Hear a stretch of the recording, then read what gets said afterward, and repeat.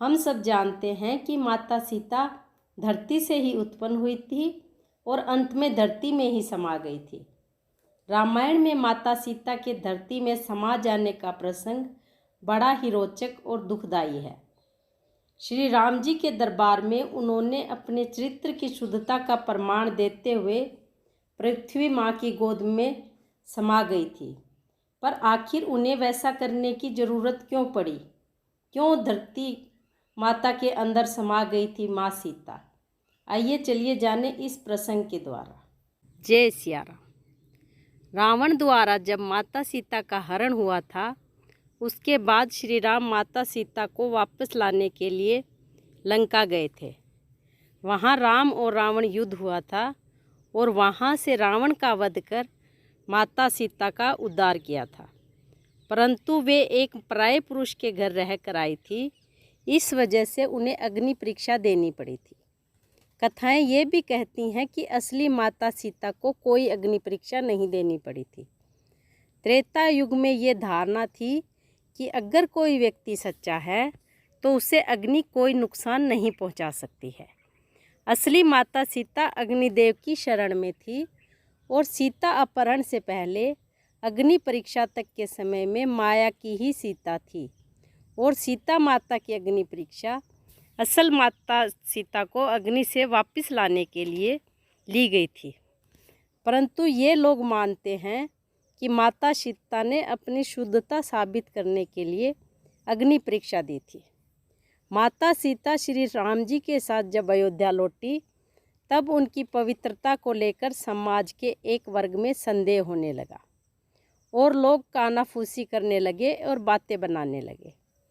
एक धोबी जिसकी पत्नी की उससे बिना पूछे एक रात बाहर रह कर आई थी, उसने अपनी पत्नी को अपनाने से इनकार कर दिया और यहाँ तक कि बोला कि वह कोई श्री राम नहीं है जो पत्नी 1 साल तक पराये पुरुष के पास रहे और उसे अपना ले।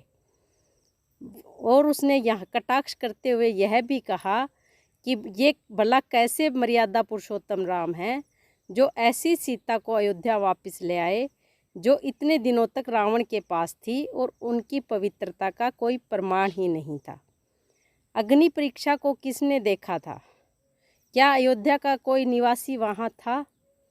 तब श्री राम जी ने प्रजा की बात मानकर माता सीता को वनवास भेज दिया था। वे उस समय वाल्मीकि आश्रम में गई और वहीं रहने लगी और वहीं पे उन्होंने लव और कुश को जन्म दिया। एक दिन वाल्मीकि जी ने लव और कुश को रामायण सुनाने के लिए श्री राम जी के दरबार में भेजा।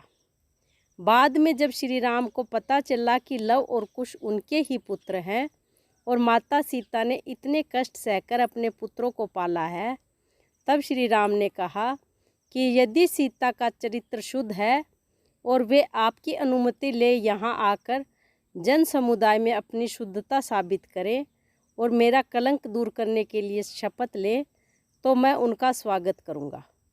ये बात उन्होंने वाल्मीकि जी से कही। यह संदेश सुनकर वाल्मीकि जी माता सीता को लेकर दरबार में उपस्थित हुए। उन्होंने माता सीता का पक्ष लेते हुए कहा, हे श्री राम, मैं तुम्हें विश्वास दिलाता हूँ कि सीता पवित्र और सती है। कुश और लव आपके ही पुत्र हैं। यदि मेरा कथन मिथ्या है तो मेरी संपूर्ण तपस्या निष्फल हो जाए। तब श्री राम सभी ऋषि मुनियों, देवताओं और उपस्थित जन समूह को लक्ष्य करके बोले कि हे मुनि एवं विज्ञजन, मुझे महर्षि वाल्मीकि जी के कथन पर पूर्ण विश्वास है, परंतु यदि सीता स्वयं सबके समक्ष अपनी शुद्धता का विश्वास दे तो मुझे प्रसन्नता होगी। इसके बाद माता सीता ने हाथ जोड़कर कहा कि मैंने अपने जीवन में यदि श्री रघुनाथ जी के अलावा कभी किसी दूसरे पुरुष का विचार भी अपने मन में ना लाया हो और मेरी पवित्रता के परिणाम स्वरूप भगवती देवी अपनी गोद में मुझे स्थान दे। माता सीता वसुंधरा धरती माता से कहती हैं कि माँ वह अब थक गई है अपनी शुद्धता का प्रमाण देते देते, परीक्षाएं देते देते, पर यह संसार फिर भी संतुष्ट नहीं हो रहा। यह दुनिया एक पवित्र नारी के लिए नहीं है, अर्थात वे यहाँ नहीं रहना चाहती। इसलिए हे पृथ्वी माँ, आप मुझे अपनी गोद में स्थान दें जिसमें कि मैं सुकून से सो सकूं। बस इतना कहते ही पृथ्वी फट गई और पृथ्वी माँ ने प्रकट होकर माता सीता को अपने बगल में अपने सिंहासन पर बिठाया और पाताल लोक लेकर चली गई। सभी दर्शक जो प्रभु श्री राम के भाई, माताएं, उनके भाइयों की पत्नियां, अन्य गुरुजन और नगरवासी सब देखते ही रह गए। यह सब क्या हुआ और कैसे हुआ? प्रभु श्री राम को पश्चाताप होने लगा, परंतु वे विवश थे, इसलिए वे कुछ भी नहीं कर पाए और इस तरह माता सीता पृथ्वी में समा गई। जय सिया राम।